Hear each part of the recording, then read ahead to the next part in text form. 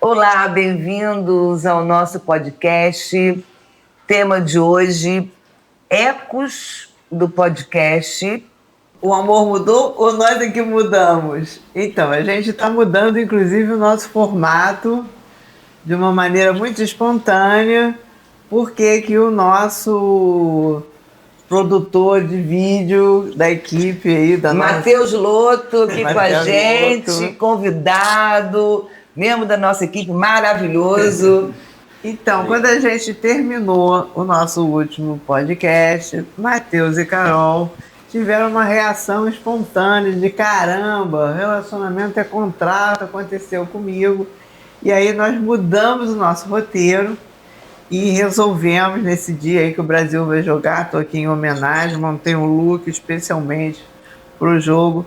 E a gente está então no nosso 12º episódio, dando prosseguimento à questão dos relacionamentos, dos contratos, dos acordos, no qual eu penso que as novas formas de se relacionar, questionando padrões anteriores e propondo novas relações, principalmente nas grandes cidades, é um assunto importante para a gente, porque está chegando nos nossos consultórios, chega na vida dos nossos amigos. E aí, Matheus, vamos começar com a repercussão da palavra contrato. Então, primeiramente agradecer, né, o convite. Eu já vim aqui gravar, acho que é a quinta vez que eu venho, né? Estamos no 12º podcast, mas acho que é a quinta vez que eu venho para fazer a captação. E aí eu sempre presto muita atenção, né? É um assunto assim, que me interessa bastante. Tema da psicologia no geral. E aí no último episódio, enquanto a gente estava gravando, você falou exatamente a palavra contrato. O amor é contrato, o casamento é contrato, o relacionamento é contrato. E aí colidiu com uma experiência que eu tive na noite anterior, né? Aquele momento que você chega para conversar com a sua parceira, o seu parceiro, colocar na mesa aquilo que incomoda, aquilo que tá indo bem, impor assim até mesmo limites, acordar certas situações que os dois entendem que é o melhor para o casal. E foi justamente aquele cenário que eu me vi, sabe? Naquele momento em que você coloca os seus pontos na mesa, você ouve, você expõe aquilo que você sente, aquilo que você deseja, a expectativa que você está gerando. E justamente a palavra contrato foi o que me identificou no podcast anterior, no episódio anterior, que assim me gerou uma reação que me trouxe até aqui. Você se deu conta de que o que você estava fazendo ontem era um contrato? Eu me dei conta de que o que a gente estava fazendo ali naquele momento era um contrato, um acordo. Informal, né, verbal, mas que no relacionamento tem um peso absurdo. É né? importante. É importantíssimo. E, na verdade, quando você estava falando, você estava dando um exemplo assim, interessante, que você usou palavras que, inclusive, a gente usa, né, profissionalmente, quando a gente faz terapia de casal, que são o que está contratado, tá falando dos acordos, né? O que fez com que aquele casal, ao ficar junto, tivesse desejo de fazer junto, de combinar. Até na última vez a gente fechou falando sobre a questão da individualidade, né, dos seus projetos pessoais, mas quando a gente fala de relacionamento, a gente fala do nosso podcast, a gente fala do espaço nós. E aí você falou assim, o que era bom para o nosso relacionamento? Então tem o que é bom para mim, pessoa física, o indivíduo, o que é bom para os nossos filhos, o que é bom para a família, tem o que é bom para o casal. E para o casal, você usou, acho que botou as cartas na mesa, não sei se a expressão foi essa. Foi. Mas foi, né? Então, assim, botando as cartas na mesa, você sabe qual é o jogo que está acontecendo. Porque ninguém com carta na manga, né? Escondendo o jogo. Ocultando uma coisa ali, uma coisinha aqui. Às vezes até por medo de falar e a coisa não funcionar, né, muito bem. Então, se tem algo que eu acho que a gente pode estar falando bastante, é que as mudanças aconteceram, vêm acontecendo, para ajudar os casais, se essas mudanças, vamos dizer assim, se consolidarem, que essa conversa mais aberta sobre o que eu quero, o que você quer, Agora, com uma clareza, assim, se ficar só indivíduo, não tem relacionamento. Eu gostei da metáfora do jogo de baralho. Eu achei legal isso, né? Poder pensar, né? Você trouxe essa metáfora, colocou as cartas na mesa. Quando a gente vai jogar, e assim, os jogos, todos os jogos, existem regras, né? E a gente pode até mudar essas regras, né? Mas para jogar, a gente já tem que entrar jogando sabendo quais são as regras. Porque se as regras do jogo não estão claras, a gente não vai jogar. A gente não vai jogar, o jogo não vai rolar, não vai acontecer. Né? Então tem que minimamente ter alguma regra ali. Pode até sentar e mudar, então vamos fazer de outra maneira. Vai ser no jogo do buraco, de buraco. Conheço poucos jogos, buraco eu conheço, né? Então que você. Aí tem. Para bater tem que. Para pegar o morto tem que ter canastro, não tem que ter canastro, enfim. Mas você pode mudar no meio do caminho, vamos mudar, né? Não tá bom, vamos fazer de outro jeito, ficar mais dinâmico. Gostei dessa metáfora, porque eu acho que é bem isso, né? Das regras que a gente precisa combinar para jogar. Né? Se eu quero jogar o mesmo jogo. E aí, o que eu penso que é interessante é o seguinte, vou construir aqui, aí eu vou fazer uma pergunta para você, né? Assim que vai funcionar, tá? Perfeito. A gente te pergunta, você pergunta pra gente. Perfeito. Se Carol também quiser entrar e perguntar, hoje é um podcast aberto. A gente está aqui no trisal de podcast. Vou até rir mais alto, que já que me convidaram para participar. Pode participar. Então, o que eu estou te ouvindo agora, o que eu pensei foi o seguinte. Tá, vamos fazer os combinados, mas todos nós trazemos uma herança dos nossos modelos relacionais, que é o que a gente aprendeu com nossos pais, nos filmes que a gente viu, nos livros que a gente leu. Eu, quando era adolescente, adorava ler romance. E também tinha uns livros da minha mãe que eu adorava, que era sobre assassinato. Eu gostava de fotonovela também. Fotonovela, que é uma coisa que já não se sabe nem o que é. A garotada jovem nem sabe o que é isso, fotonovela. As imagens com... Imagens e os diálogos, eram como se fossem quadrinhos, né? Mas era feito com... eram fotografias de atores, né? Que faziam aquela cena e tinha uns diálogozinhos ali que apareciam. A literatura que eu lia, tirando crônicas, né? Eu lia qualquer coisa que caía. Mas nessa época, o que a gente lia de romance eram os romances do século XIX, José de Alencar, que era o que a escola mandava ler, etc. Se comprava. Então eu estava lendo literatura, ou então lia os clássicos, que eram escritos lá pelo século XVII, século XVIII, mais aquilo que a gente aprende em casa. Então, assim, como é que é hoje, né, que eu estou aqui pensando na gente construir, como é que é hoje o modelo de relacionamento que, por exemplo, você vê você fazendo e teus amigos fazendo? Segunda pergunta. E se discute sobre... Não, primeiro, como é que é o modelo? Porque a questão é... A gente não surge do nada. Como é que é o modelo dos amigos dele, do contexto dele, né? E o que ele vê também, né? Do que ele vê. Perfeito. Assim, a gente pensa assim no casamento, as ideias batem de fato. A gente vem de uma família cristã, igreja reformada, e o casamento, assim, ainda que não tivéssemos o mesmo pensamento, acho que, assim, pela dinâmica do nosso relacionamento, ambos concordariam, então abririam mão, se fosse o caso, ou então entrariam num acordo. Mas, dito isso, né, a gente pensa em casar, a gente conversa bastante, a gente procura não se comparar muito, porque dentro da igreja, né, não todos, obviamente, sem querer generalizar e sem também querer trazer religião para dentro do assunto. Mas uma coisa que eu, como jovem, observo é que os jovens eles querem casar no máximo, tipo, em tempo curto, né? Muito por uma pressão. No episódio anterior a gente falou sobre a pressão, né, do jovem aí entrando na puberdade e ele se sente pressionado a beijar, a namorar e tal. Eu sinto que, respondendo já na primeira pergunta, ao nosso redor, muitos amigos acabam querendo casar muito rápido. Alguns até assim, com muita cautela. O relacionamento começa e não dá aquele tempo para... Exatamente. Tivemos algumas experiências, inclusive até de eu mesmo ser padrinho de um casamento que assim foi muito precoce e acabou assim indo ao fim, mas muito por conta disso, né? O jovem cristão, né, que é o nosso ciclo, ele pensa em casar logo, ele quer por pressão, por medo de julgamento e tal.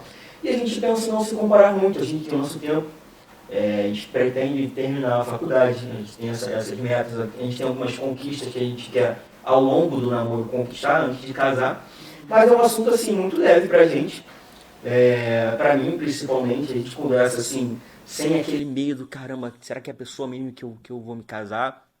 É óbvio que ao longo do tempo você vai conhecendo a pessoa cada vez mais. Você nunca deixa de aprender com a pessoa, então conhecer mais da pessoa. Mas o nosso ciclo é justamente esse. Pensamento aberto sobre casamento. Ao nosso redor a gente procura não se comparar muito, porque cada um tem o seu tempo. A gente tem as nossas metas, nós temos o nosso cenário, nosso estilo de vida, né, os nossos passeios também que a gente quer, lugares que a gente quer conhecer. Então, assim, com muita cautela, com muito zelo, é como a gente tem ditado no ritmo do nosso relacionamento. E a ideia do casamento é de um casamento indissolúvel, né? Estou trazendo isso, né, porque, assim, a ideia do casamento indissolúvel, né, que hoje em dia ela é praticamente inexistente no Ocidente aqui, a não ser uma questão quando envolve questões religiosas, né? Nós já temos o divórcio, as pessoas podem se divorciar, né? Mas como você trouxe a questão de um contexto religioso, eu fiquei imaginando que talvez tenha a ideia do casamento e de um casamento indissolúvel, que não vai acabar, né? Então vai ser para sempre. Eu particularmente não acredito, assim, inclusive eu sou muito criticado por alguns amigos meus. Por exemplo, a gente tem uma ideia de que o casamento não acaba. Cara, existem situações que, por exemplo, sendo claro o caso de violência doméstica, eu acho que é uma coisa que é inegociável. Eu acho que ninguém deve passar por esse tipo de situação de violência doméstica, seja ela psicológica, física, enfim, tudo que envolve a dor, né, tudo que envolve você estar machucando a pessoa. Cara, eu acho que ninguém merece passar por isso. Então, eu acredito sim que existe divórcio, inclusive, como a gente acredita, né, em caso de adultério também, é o comum, não somente no meu ambiente, mas assim, no geral, é que muito acontece. Né? Bom, você finalizou. Eu até cortar para não perder as ideias. Eu fiquei te ouvindo com muitas questões e juntando então a tua pergunta. Quando você falou assim, a gente tenta não se comparar, o que eu construí aqui na minha cabeça foi assim, vocês tentam a individualização do casal, que é uma fronteira entre, eu penso até que você respondeu a minha pergunta mesmo, uma fronteira entre tudo aquilo que eu recebo, inclusive da religião, inclusive dos porta-vozes, né, da cultura, da religião, das influências externas, de pais, avós, né, amigos. Você até trouxe a questão de amigos, que eu achei bem interessante. E vocês, então, vão procurando construir aquilo que é importante para vocês dois. Eu pensei assim, esses dois se encontraram numa ideia de construção de carreira, de vida, de expansão, conhecer lugares, viajar, foi que eu imaginei. Construir uma vida, construir, né? Uma vida. Então comum, eles estão juntos, me veio essa ideia, né? Aí esse casal tá junto na identificação de ideias, vou chamar de progressistas. De projeto, vamos trazer a ideia de projeto, que é uma ideia importante para nós aqui na Terapia de Família e Casal. Uma ideia. Né? Projeto de vida, projeto de casamento, projeto de família. Então, mas é uma ideia bacana isso. A ideia do projeto já está se desenhando, né? E uma ideia de projeto que eu achei importante é a questão da fronteira, né? A gente tem alguns valores, né, na nossa igreja, você até começou explicando de onde você vem, qual é, né, a sua igreja, mas ao mesmo tempo a gente quer botar essa fronteira que eu também acho importante, que é a delimitação do que esse casal vai estar construindo hoje, apesar do que os amigos vão falar.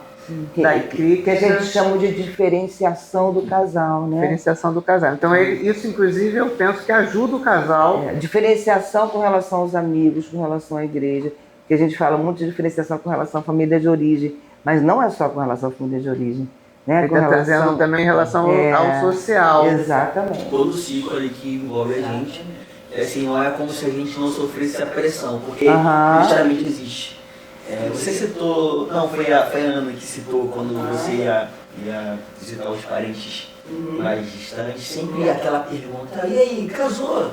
E aí, como é que tá? Tipo assim, como se o casamento fosse algo que fosse definitivo para a sua vida estar, né, consolidada. É o esperado. É o esperado. E assim, a gente está há 2 anos e meio juntos. E aí a galera já acha que a gente... esse tempo. Pegando a menina. Exatamente, até porque a gente não usa aliança de namoro, né? Foi um outro acordo também, depois... Aliança de namoro? Porque hoje a moda é a aliança de namoro também, né? De compromisso. Aliança de compromisso. A Carol tá ali com a dela, ali bonitinha. Não sou contra, mas assim... Não, mas isso é interessante só pra vocês saberem. Não, porque não era comum na nossa época. Não era, verdade. Isso é uma coisa contemporânea, alianças de compromisso. Né? A minha irmã, quando chegou, ela com o primeiro namorado dela, né? Ela ganhou uma aliança de compromisso. Aí minha mãe estranhou, mas como assim de compromisso? Explica como é que é isso. Ela explicou, mãe, é só questão de, tipo assim, a pessoa ver que eu sou compromissada e tal. É a marca, você sabe que é a marca, né? Tá marcada. É uma coisa horrível na minha cabeça, aliança de compromisso ou de controle. E veio isso, é uma marca, né? É uma marca. Eu gosto também a se falar também. É uma questão interessante. Agora, você trouxe um outro aspecto, eu não quero perder, que foi a questão da construção do nós. Então, também, muitas vezes, esse nós vem de uma união para dar conta dessa pressão. Esse casal que você está me apresentando, você, né, e a tua namorada... Maria Clara. Maria Clara. Oi, Maria Clara. Seja bem-vindo. Essa construção que vocês estão fazendo também protege a individualidade, eu achei interessante. É um projeto do casal, mas pelo que eu entendi, ambos querem terminar a faculdade, etc. E eles estão juntando forças, né? Então, quando a gente estava no podcast anterior falando sobre, né, mudou o amor e mudar os relacionamentos, então é uma construção que a gente via lá atrás das famílias se unindo, juntando forças até para a sobrevivência. E aí, sempre esse atravessamento, eu acho que não tem como a gente falar de relacionamentos sem falar dos atravessamentos de época, né? Econômicos, morais, políticos, religiosos. E aí, o que cada pessoa vai fazer para lidar com essa tensão, né? Do que é esperado. Eu me lembro que meu pai tinha uma brincadeira que, assim, ninguém gostava, lógico. Ele falava isso, está enrolando a menina... É o tipo de piada que eu sempre... Mas a menina também vai estar enrolando o homem. Hoje também é isso, né? Tem muitas situações que há mulheres que são levadas a terminar o relacionamento porque estão sofrendo uma pressão tanto do namorado, da família do namorado, como da própria família, seguir um relacionamento. E na dificuldade de dizer assim, não quero agora, não quero agora, termina o relacionamento. Estou falando até de uma pessoa que eu atendi, que a gente trabalhou isso, ela depois até retomou, mas assim, não é que ela queria acabar o relacionamento, mas ela não estava dando conta de outra maneira de lidar com essa pressão. Ela queria sair do Brasil, ela queria fazer um curso fora, e a família pressionando, o namorado pressionando, ele tinha muito medo dela fazer o curso fora. E o casamento, ele já tinha um casamento. A gente está falando do controle, né? Você lembrou dessa situação por causa do controle também? Foi. Que ela conseguiu escapar ao controle de alguma forma? Não, na verdade, assim, se ela não estivesse fazendo terapia, não sei como seria, mas a questão é que na dificuldade que ela estava de dizer os não, de botar os limites, você falou de limites, ela terminou o relacionamento. Porque estava uma coisa assim muito rígida. Ela não queria abrir mão de fazer o curso, ela já tinha passado, inclusive. Foi uma pressão enorme. que ela estava vivendo. Então ela terminou o relacionamento. E aí a gente foi construindo, né, que ela tinha terminado um relacionamento que ela não queria terminar. Mas ela também não queria terminar o relacionamento dela com ela. Sim. Que era o projeto dela individual. Então o que a gente passou a fazer, eu fiz uma indicação, ela já era minha cliente há mais tempo, não quis chamar o casal só para uma sessão. Eu fiz uma indicação que ele fizesse uma terapia de casal para eles poderem chegar no que vocês conseguiram chegar sem precisar ir a um processo terapêutico. Eu achei interessante que tem alguns casais que não olham os contratos ficam implícitos, não olham os contratos, traem o contrato implícito, às vezes traem o contrato explícito, né? E aí precisam de uma ajuda de um terceiro que diga a eles, então, qual, né, o que fez vocês ficarem juntos, tudo isso é importante. O que lá atrás juntou vocês, né? O que era bom e como é que está isso hoje, que também tem os recasamentos, né? Repactuar, gente, eu conheci meu marido, eu era muito jovem, né? Casei jovem também. Então, assim, eu tive vários casamentos, senão não estaríamos juntos até hoje. Porque eu não sou aquela pessoa que usava cabelão aqui comprido, o que a gente vai fazer hoje, final de semana? Agora isso é importante, né? Porque a gente estava falando, depois né? eu já trazer o que ele trouxe sobre a violência doméstica e adultério, que eu achei bem importante.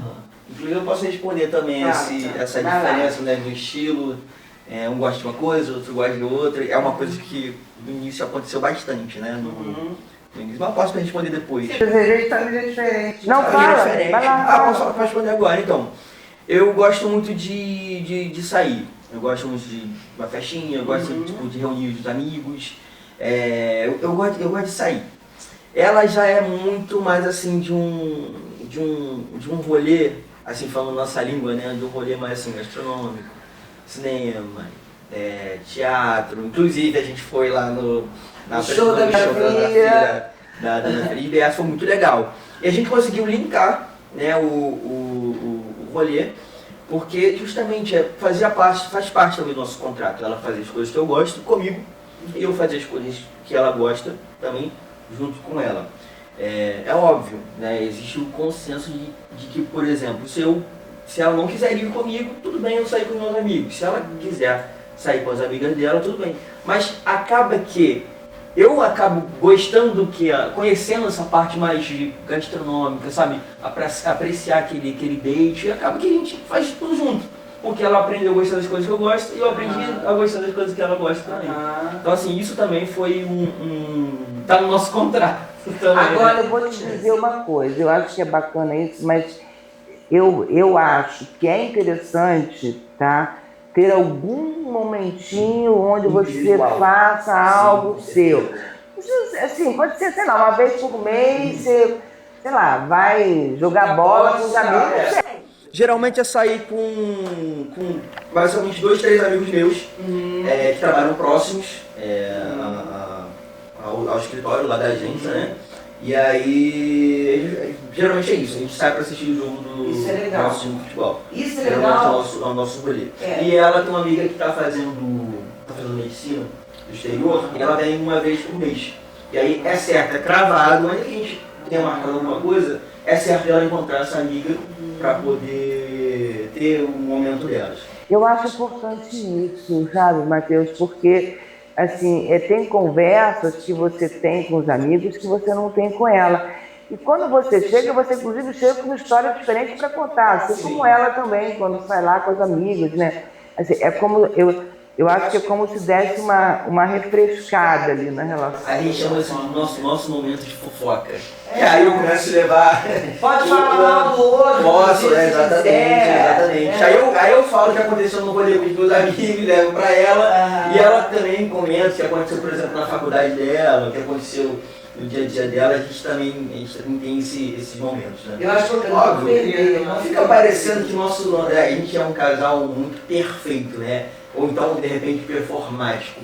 Mas assim, a gente realmente dá muito bem. Dá muito bem, justamente. Não, eu acho que bastante. É isso que eu falo, não é só. Olha só, não é só porque vocês se dão bem. O que eu estou ouvindo, é que vocês procuram trabalhar a relação. E tem uma história de um estar aprendendo com o outro. Aí o podcast já teve aqui a participação da terapeuta. Olha, veja bem, não vai ficar só tudo eu só vou se você for. Que eu acho que aí vira uma prisão, né? Eu só vou se você for. Não a vontade de estar junto e esse aprendizado. Porque as pessoas vêm de famílias diferentes. Mesmo quando é casamento de primos. E desculpa te cortar, eu tive essa experiência no relacionamento anterior. Eu não podia só, não é que não podia, né? Sempre existia aquele, sabe? Pô, eu não posso ir porque. Então, eu já entrei no relacionamento já vacinado. Posso dizer que eu aprendi muito no relacionamento anterior. Posso dizer muito. Então, talvez um trauma. Vacinado contra o quê? Talvez um trauma. Vacinado contra o quê? Essa vacina te protege do quê? Eu lembro que no início do nosso relacionamento, óbvio, o meu atual agora, eu deixei claro que eu precisava desses 2 momentos com meus amigos. E que, assim, não teria nenhum problema sair sozinho e ela também sair com as amigas dela, não teria nenhum problema. É algo que eu não abriria a mão. Isso foi conversado desde o início. Acabou que, assim, os ciclos eles já acabam se encontrando, né? Então, os meus amigos acabam sendo também amigos delas, mas, assim, continuam sendo... Mas não tem que, né? Eu acho que a questão vem... Estamos vivendo outra coisa, vi até uma palavra técnica, conserva cultural, né? uma palavra que vem do psicodrama. Você tem que repetir, são os mitos, os valores, você tem que repetir, mesmo que aquilo não esteja fazendo bem para você. E vem uma coisa assim, da confiança, vem a palavra confiança.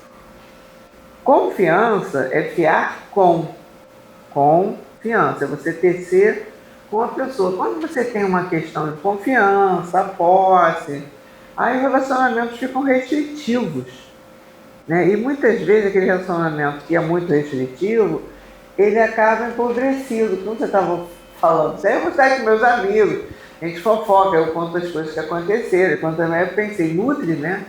Você se nutre de outras experiências. E o relacionamento, todo relacionamento, ele tem um propósito também, né? Para que eu estou... Por causa dos nossos podcasts, né, que eram sobre relacionamentos, eu fiquei pensando assim, como eu tenho um relacionamento de muitos anos, né, o que é o nosso relacionamento? Eu acho que tem coisas que são importantes. Por exemplo, quando eu vejo o Marcelo e vejo outras pessoas, ele tem uma especialidade para mim. Eu fico feliz quando eu vejo ele. Você fala bastante sobre ele, né? Não, eu fico feliz quando eu vejo, por quê? Bom, eu também não estou o tempo inteiro com ele. Né? Quando a gente tira férias, acaba as férias e a gente não se divorciou, eu digo, bom, vamos ficar mais um ano juntos. Porque o nosso ano inteiro não é esse tempo inteiro junto, gente. É eu poder ter, né, meus encontros com amigas, meu momento de trabalho, os nossos momentos juntos. Né? Mas essa coisa assim, a gente já foi esse casal que você está falando, tá? Chamava a gente Casal 20. Era uma série da época. E a gente só... Eu acho que nosso relacionamento... Eu acho que teve a época de Tudo São Flores. Mas eu acho que o nosso relacionamento passou por um relacionamento, uma etapa mais relacionamento mais maduro, quando a gente começou a botar cartas na mesa, quando a gente começou a olhar coisas que a gente divergia, né? Eu acho que esse ponto é importante, né? Que é a questão do espaço para a diferença aparecer, né? E é porque você estava falando, né? Essa coisa, quando eu falei, é legal ter os amigos, né? Porque tem uma ideia de completude, né?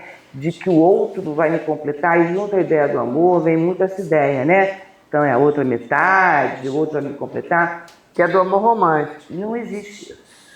Não existe isso. É um romantismo. Mas não existe isso. Ninguém vai te completar, ninguém vai te completar. Vai sempre faltar algo.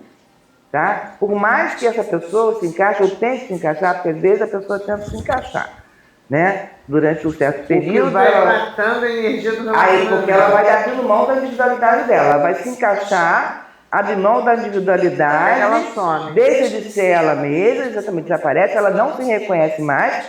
E, inclusive, o outro também não reconhece mais, porque não foi com aquela pessoa que ele se casou.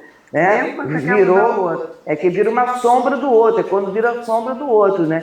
Então, assim, eu acho que é importante trazer isso, né? Por que que eu, né, falo que é importante ter o espaço individual, né? Você fazer as suas coisas, porque ninguém vai te completar. Não é só isso, porque é muito pesado para uma pessoa só ser tudo para outra. Mas não existe a possibilidade. Existe, sabe quando? E já não era? Quando o bebê nasce, né? Que aí tem aquela relação da mãe voltada para o bebê, e o bebê ali até entender que tem... Porque não tem diferenciação. Para ser mais... Exatamente. É uma coisa só. E aí quem deve precisar, de novo, eu acho que é importante olhar, aí trigeracionalmente, né, todos os nossos ancestrais, o que é essa pessoa, qual foi a história dela e da família dela, que faz a pessoa ficar se moldando. Porque, assim, a individualidade, ela existe num contexto relacional. Na verdade, você estava falando, tem o espaço para si é importante, até para psiquicamente você ter ali. Para você não deixar existir. Eu venho de uma família assim, que Assim sempre como? deixou a gente... eu sou o mais velho, minha irmã tem 21. Os meus pais sempre foram, assim, pais que não prendem, pelo menos não comigo, né? Nunca me prenderam. É bem diferente, né? Nunca me prenderam. A minha irmã Coisa do já... gênero tem, né? A minha irmã já é um pouco mais caseira, ela gosta de ficar em casa. Então, assim, eu sempre fui solto no sentido de que, tipo, mãe, eu vou dormir na casa de um amigo hoje, tudo bem? Tá bom, só avisa quando chegar, pede pra mãe dele avisar que você tá bem, tá tudo bem. Geralmente já eram pais conhecidos, meus pais já conheciam, então tinha aquela confiança. Mas também porque foi uma confiança também construída, né? Meus pais sempre confiaram em mim. Perdão, também sempre... antes da profissão que eu tinha, eu sempre viajei muito para outros lugares. Então, ficava tempos e tempos longe de casa. Então, eu aprendi a ser sozinho, aprendi a curtir a minha companhia, sabe? Ser individual.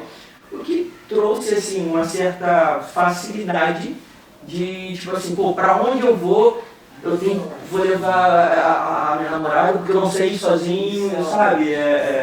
Uma cidade de família, né? Isso é ótimo, porque é legal isso que ele trouxe, né? Porque a gente tende a reproduzir muitas vezes o modelo lá da família. Né? Sim, agora você deu a definição do relacionamento como ele deve ser. Dois inteiros se relacionando.